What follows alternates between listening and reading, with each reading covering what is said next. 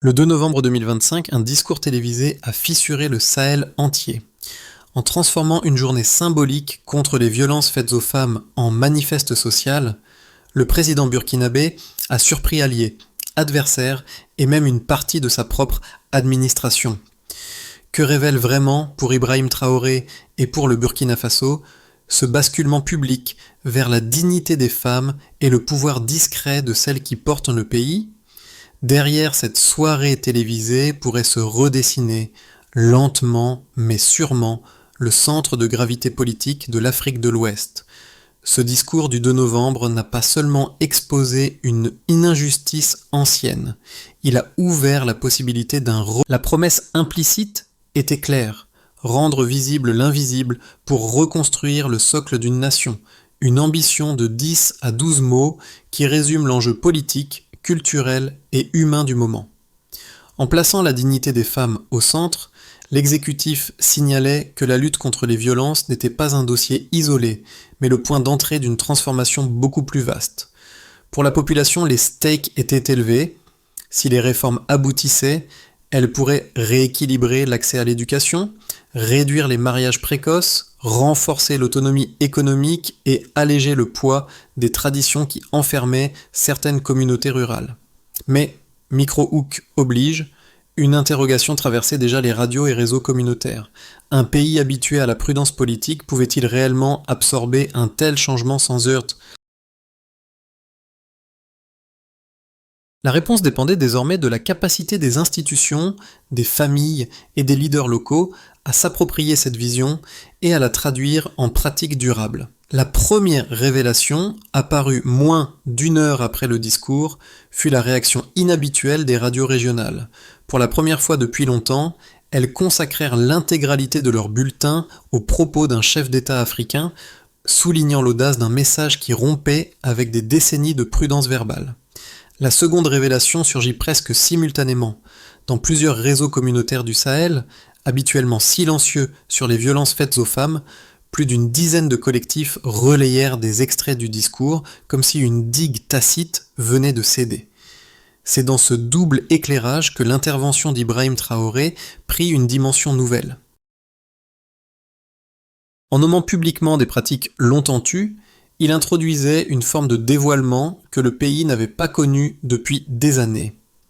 Les observateurs remarquaient moins la force oratoire que la façon dont il exposait, presque cliniquement, les mécanismes ayant permis la persistance des injustices. Les écoles fermées après les crises successives, les villages isolés où l'honneur familial primait sur la voix des femmes, l'économie rurale fragilisée, perpétuant les mariages précoces. Ce diagnostic était direct, presque abrupt, et c'est précisément cette clarté qui surprit. En retraçant ce passé proche, les radios et journalistes locaux rappelaient que la plupart des régions du Nord et de l'Est vivaient sous un ensemble de traditions consolidées, non par malveillance, mais par manque d'alternatives. On soulignait que des générations de filles avaient grandi dans un environnement où l'éducation n'était pas accessible, où la mobilité était réduite, où les contraintes sociales semblaient immuables. Ainsi, le discours du 2 novembre n'était pas une simple dénonciation. Il mettait en lumière un système complet, avec ses causes, ses relais et ses angles morts. Dans cette prise de conscience collective, certains y voyaient déjà un point de rupture. Pour d'autres, c'était seulement l'ouverture d'un débat longtemps différé. Mais dans les heures suivant l'allocution, un fait s'imposait. Le pays venait de se regarder en face, et cette lucidité devenait en soi un début de changement. Dans les heures qui suivirent, un autre élément devint évident. Pour comprendre la portée du discours, il fallait revenir à l'homme qui l'avait prononcé. Ibrahim Traoré, ancien militaire devenu chef d'État en pleine crise sécuritaire, n'avait jamais cultivé l'image d'un orateur traditionnel. Son style, forgé par les urgences du terrain, se voulait pragmatique, dépouillé, presque sans effet. Ce contraste expliquait en partie pourquoi ces mots du 2 novembre avaient provoqué une telle onde de choc. Les premiers témoignages recueillis dans 2 localités rurales illustrèrent cet impact précoce.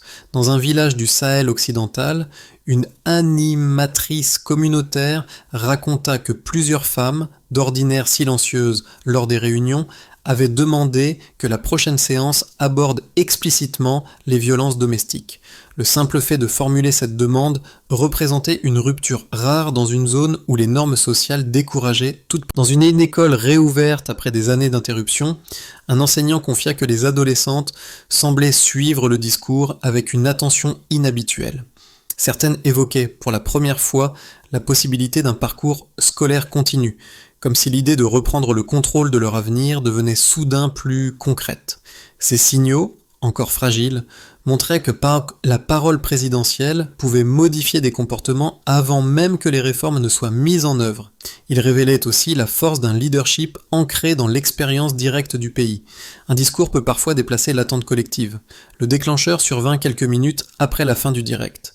Les rédactions locales décidèrent de maintenir une couverture continue autour du discours, signe qu'un seuil symbolique venait d'être franchi. Les radios décrivirent l'instant comme une rupture soudaine avec les routines politiques habituelles.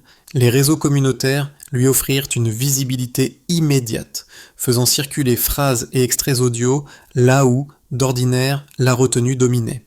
La réaction initiale agissait comme une étincelle dans un paysage longtemps figé par les contraintes sociales et les traditions silencieuses. Dans la matinée suivante, le gouvernement annonça une première mesure, la création d'une commission nationale consacrée aux violences faites aux femmes en partenariat avec les Nations Unies et plusieurs organisations féministes locales. Cette initiative, inattendue par sa rapidité, établissait le ton. Les ministères impliqués reçurent pour instruction de produire un diagnostic précis des situations dans toutes les régions avec un calendrier serré. La machine institutionnelle, souvent lente, se voyait contrainte d'accélérer. Le climax arriva lorsque l'exécutif confirma le lancement d'une grande campagne de sensibilisation nationale. Des équipes mixtes se rendirent dans plusieurs zones rurales pour organiser des ateliers, expliquer les droits, écouter les résistances, répéter l'idée que l'honneur d'une femme est l'honneur de toute une nation, phrase qui, depuis la veille, circulait comme un slogan naissant. Les observateurs soulignaient que l'effet cumulatif du discours et de la campagne commençait déjà à déplacer les limites du disciple dans les communautés. Les jeunes prenaient la parole, les enseignants ajustaient leurs modules, les radios rurales diffusaient des témoignages. La mobilisation semblait gagner en cohérence. Parallèlement, l'annonce la plus structurante surgit, le lancement du Fonds de la Rivière-Mer, projet destiné à créer des emplois pour les femmes rurales à travers la transformation du coton et de la noix de cajou. L'objectif immédiat consistait à établir plusieurs usines pilotes, à former des équipes locales et à offrir des emplois stables. Les acteurs du développement y virent une stratégie directe, répondre à la dépendance économique en proposant des alternatives tangibles. On rappelait que dans de vastes zones rurales, l'absence d'activités rémunérées limitait les choix des familles et perpétuait des pratiques anciennes. Ici, la logique s'inversait. Les répliques de cette dynamique apparurent ensuite. Dans certaines administrations, des conseillers plus conservateurs exprimèrent des inquiétudes, redoutant une transformation trop rapide. Dans quelques villages, des notables hésitèrent à soutenir ouvertement les ateliers de sensibilisation, craignant des tensions avec les générations plus âgées. Des débats surgirent dans les familles, autour des écoles, dans les marchés hebdomadaires. Rien n'était encore acquis. Au centre de ce mouvement, Ibrahim Traoré maintenait une ligne continue, liée dignité, éducation et indépendance économique pour redéfinir la trajectoire du pays. Ce fil directeur, répété lors de ses interventions, donnait cohérence aux mesures adoptées. Les défenseurs des réformes y voyaient la première étape d'une transformation de long terme. Les sceptiques observaient avec prudence, notant que la stabilité sociale dépendrait de la capacité collective à absorber ces changements. Le déroulé de ces événements révélait une constante. Un discours, lorsqu'il s'enracine dans les réalités du pays, peut ouvrir un cycle entier d'actions successives. Le point de départ était simple. Avant 2026, les taux d'inscription des filles au secondaire restaient largement en dessous des attentes nationales. La variation apparut rapidement après le discours, Une hausse de 25% fut enregistrée dans les zones rurales l'année suivante. Cette progression s'expliquait en grande partie par l'introduction de bourses ciblant les familles à faible revenu, un levier qui réduisait un obstacle financier longtemps considéré comme insurmontable. Les observateurs soulignaient que cette augmentation traduisait moins un enthousiasme soudain qu'une réévaluation progressive des priorités éducatives au sein des ménages. Le deuxième indicateur concernait la santé maternelle, secteur historiquement fragile. En 2027, la mortalité maternelle diminua de 18%, un changement notable dans un pays où l'accès aux soins spécialisés restait irrégulier. Cette baisse résultait de la création de 200 centres de santé maternelle et reproductive, établissements qui offraient des services jusque-là inexistants dans plusieurs régions périphériques. Les équipes médicales rapportaient que les consultations prénatales augmentaient sensiblement, signe que la confiance envers les institutions sanitaires se consolidait enfin. Le troisième chiffre, CLEF, provenait du secteur économique. Grâce au fonds de la Rivière-Mer, initié sous la direction d'Ibrahim Traoré, plus de 5000 femmes trouvèrent un emploi dans les usines de transformation du coton et des noix de cajou d'ici 2028. Ce repositionnement économique, fondé sur la diversification de la chaîne de valeur agricole, donnait à des milliers de foyers une source de revenus stable. Les études menées sur ces zones indiquaient une amélioration directe du pouvoir décisionnel des femmes dans la gestion domestique, phénomène rarement observé à cette échelle auparavant. L'analyse de ces trois indicateurs montrait un schéma commun. Chaque progrès reposait sur une combinaison d'infrastructures nouvelles, d'incitations financières et d'un changement graduel des perceptions locales. Les villages longtemps isolés commençaient à intégrer l'idée que l'éducation des filles ne constituait plus un coût social, mais un investissement durable. Les familles percevaient également que la réduction de la mortalité maternelle, au-delà de l'impact humain évident, allégeait la pression économique liée aux urgences médicales. Les économistes rappelaient que l'installation d'emplois féminins structurés, même dans des industries modestes, pouvait modifier les équilibres sociaux sur plusieurs décennies. Cependant, les chiffres ne racontaient pas tout.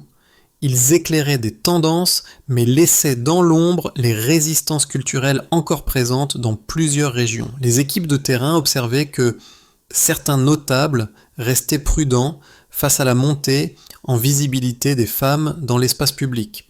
Les éducateurs signalaient que les progrès scolaires demeuraient fragiles lorsqu'ils n'étaient pas soutenus par une politique locale active. Les centres de santé indiquaient que l'accès restait limité dans les zones de mobilité restreinte. Pourtant, ce faisceau de données consolidait un constat. Les réformes lancées après le discours du 2 novembre produisaient des effets mesurables dans l'éducation, la santé et l'économie rurale. Elles ne résolvaient pas les défis structurels, mais elles modifiaient suffisamment les dynamiques quotidiennes pour infléchir la trajectoire du pays. La deuxième ligne argumentaire insistait sur la cohésion nationale.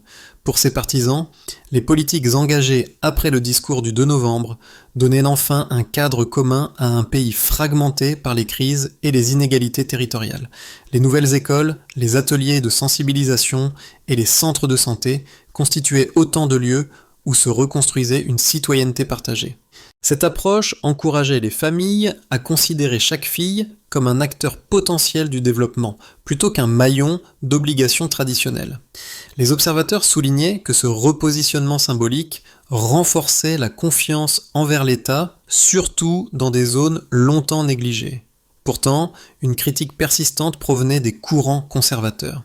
Ils redoutaient que les réformes n'ébranlent les normes qui structuraient depuis des générations les rapports familiaux et communautaires. Ils affirmaient que les changements rapides risquaient d'aliéner des segments entiers de la population, en particulier dans les villages où les pratiques anciennes restaient intimement liées à l'identité locale. Les conseillers les plus prudents évoquaient également la possibilité de tensions internes si les transformations sociales devançaient trop largement le rythme d'adhésion des communautés. La réponse aux inquiétudes résidait toutefois dans les faits observés pendant les premières années de mise en œuvre. Les progrès éducatifs, sanitaires et économiques ne déracinaient pas brutalement les traditions. Ils créaient des alternatives concrètes dans des environnements où l'absence d'options avait souvent figé les comportements. Les équipes de terrain notaient que les résistances diminuaient lorsque les familles constataient des bénéfices directs pour leurs enfants ou pour leurs revenus. L'équilibre restait délicat, mais la trajectoire montrait qu'une transition graduelle demeurait possible sans provoquer de rupture sociale majeure. Dans plusieurs régions rurales, les équipes de terrain remarquèrent un changement subtil. Les familles ne discutaient plus seulement des aides ou des écoles, mais de ce que signifiait offrir à une fille la possibilité de choisir son avenir. Cette conversation, longtemps absente de l'espace public, prenait racine dans des lieux inattendus. Marchés, réunions villageoises, salles de classe réouvertes. À cette étape, la figure d'Ibrahim Traoré agissait comme un repère plus que comme un moteur unique. Les institutions commençaient à porter les réformes sans attendre une impulsion directe, signe que la dynamique s'installait dans la durée. Le fonce de la rivière-mer illustrait ce glissement. Pensé comme une initiative économique, il devenait progressivement un symbole de reconnaissance sociale. Ce midpoint révélait une évidence. Le changement ne reposait plus sur un homme, mais sur une adhésion collective encore fragile, pourtant réelle. Les conséquences des réformes se firent sentir d'abord dans la vie quotidienne des ménages, à ce niveau de la population. Dans plusieurs villages, les familles observèrent que la scolarisation accrue des filles modifiait progressivement l'organisation domestique. Les adolescentes restaient plus longtemps à l'école, repoussant ainsi la pression du mariage précoce. Les mères remarquaient que les centres de santé réduisaient les risques liés aux grossesses, surtout dans les zones où les soins étaient rares avant 2027. Les éducateurs signalaient un intérêt nouveau pour les programmes de sensibilisation, preuve que les pratiques anciennes perdaient un peu de leur caractère intangible. Cette évolution demeurait fragile, mais elle révélait un lien direct entre infrastructures nouvelles et comportements quotidiens. Du côté des dynamiques économiques, du point de vue des dynamiques économiques, le fonds de la rivière-mer transforma l'accès au travail pour des milliers de femmes rurales. Les usines de transformation du coton et de la noix de cajou créèrent des emplois stables et rompirent avec des décennies de dépendance envers l'agriculture de subsistance. Les foyers bénéficiant d'un revenu féminin durable parvenaient à mieux répartir les dépenses, tandis que certaines femmes participaient davantage aux décisions financières. Les régions concernées enregistrèrent une croissance de 80%, un signe de reconfiguration lente mais tangible. Cette activité économique féminine renforçait également la crédibilité locale des réformes, en montrant que les promesses politiques pouvaient se traduire en gains matériels concrets. Les nouvelles dynamiques sociales concernant les dynamiques sociales prirent, elles aussi, une ampleur inattendue. Les discussions publiques sur les violences faites aux femmes devinrent plus fréquentes, surtout après la mise en place de la commission nationale dédiée. Les radios communautaires adoptèrent un ton plus direct, abordant des thèmes autrefois considérés comme trop sensibles pour l'antenne. Les enseignants constataient que les jeunes commençaient à relier éducation, autonomie et sécurité personnelle. Ce glissement culturel n'effaçait pas les résistances, mais il permettait à davantage de voix féminines d'émerger dans l'espace local. Les associations de terrain notaient que le simple fait de débattre publiquement de ces sujets constituait déjà une transformation structurelle. Les impacts dans la sphère régionale, à l'échelle régionale, furent plus diffus mais réels. Plusieurs pays du Sahel observaient attentivement l'évolution burkinabé, intrigués par la manière dont un discours pouvait déclencher une série de politiques cohérentes.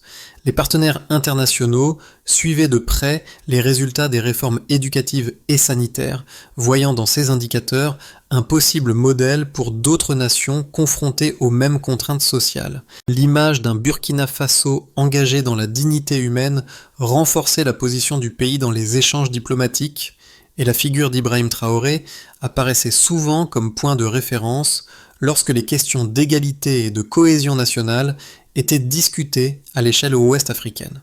L'ensemble de ces effets montrait qu'une transformation enclenchée par un discours pouvait s'étendre bien au-delà de son point d'origine, à condition qu'elle trouve des relais institutionnels, économiques et communautaires suffisamment solides.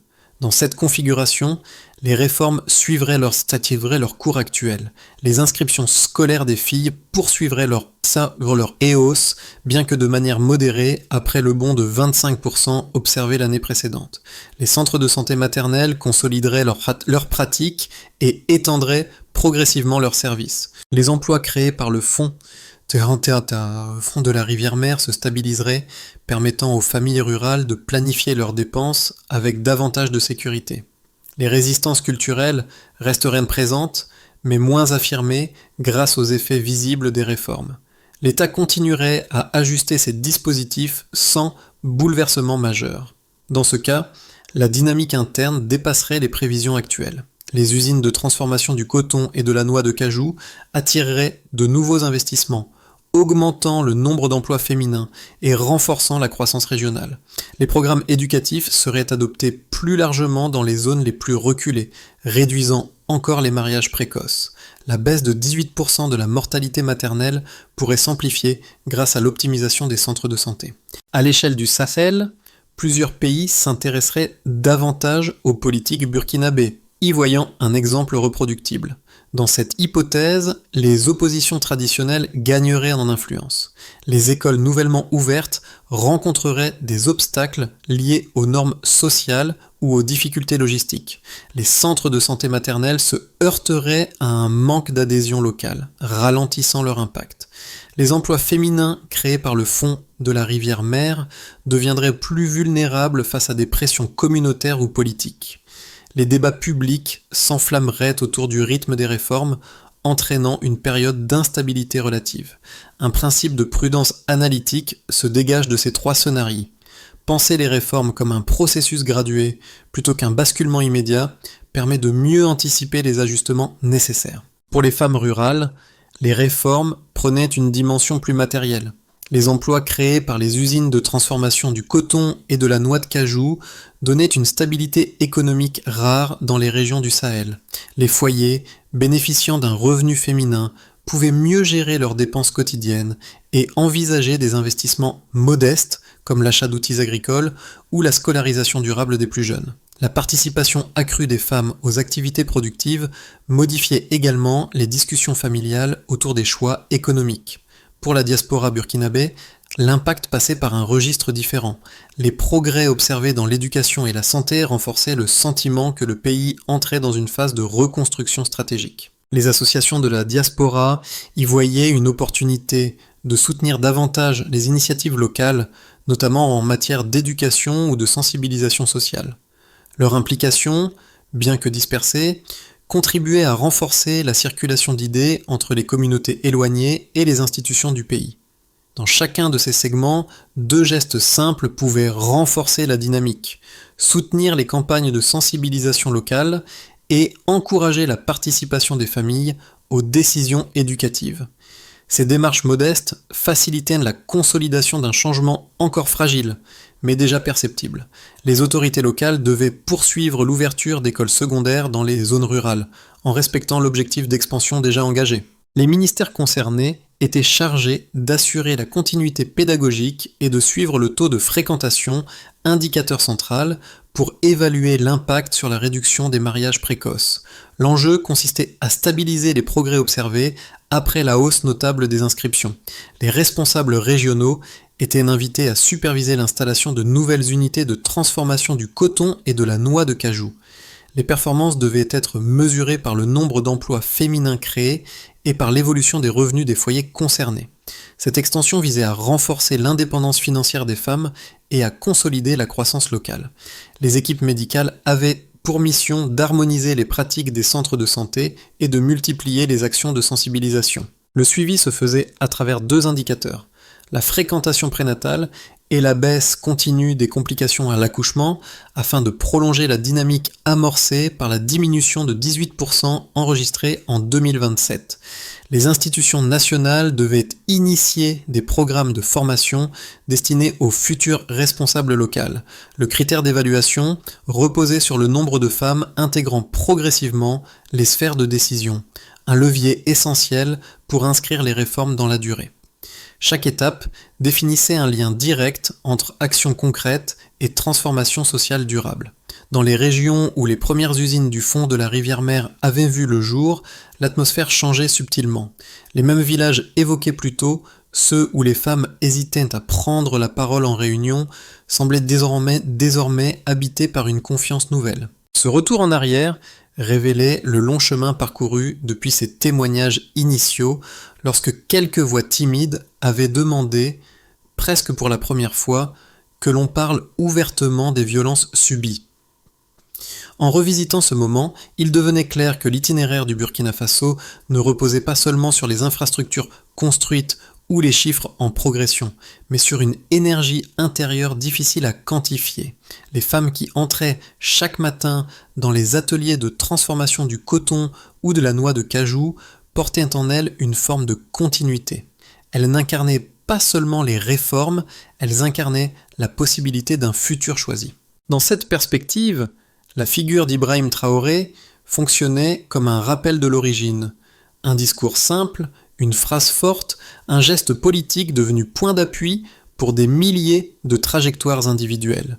La dignité peut devenir une force structurante. Ce fil, repris de part et d'autre du pays, dessinait la cohérence silencieuse d'une nation en reconstruction. À la fin de ce parcours, les réformes engagées depuis le discours du 2 novembre prenaient une dimension plus collective qu'individuelle. Elles ne se limitaient pas à transformer les structures du pays, elles invitaient chacun à réfléchir à la place qu'il souhaite occuper dans une société où la dignité et l'égalité gagnent en importance. Les femmes rurales, les jeunes en quête d'éducation et les familles touchées par les nouveaux services de santé devenaient peu à peu les symboles vivants de cette transition. Cette évolution restait pourtant dépendante d'un élément essentiel, la capacité des communautés à soutenir les initiatives locales, à dialoguer autour des résistances persistantes et à considérer l'égalité comme un horizon commun plutôt qu'une revendication isolée. Les gestes simples, accompagner un projet éducatif, participer aux campagnes de sensibilisation, relayer les messages dans les espaces publics, contribuaient déjà à consolider la dynamique enclenchée. Si le pays avance avec constance, c'est aussi parce que chaque engagement, même modeste, renforce la cohérence d'ensemble. Et vous, quelle place souhaitez-vous prendre dans cette trajectoire collective ?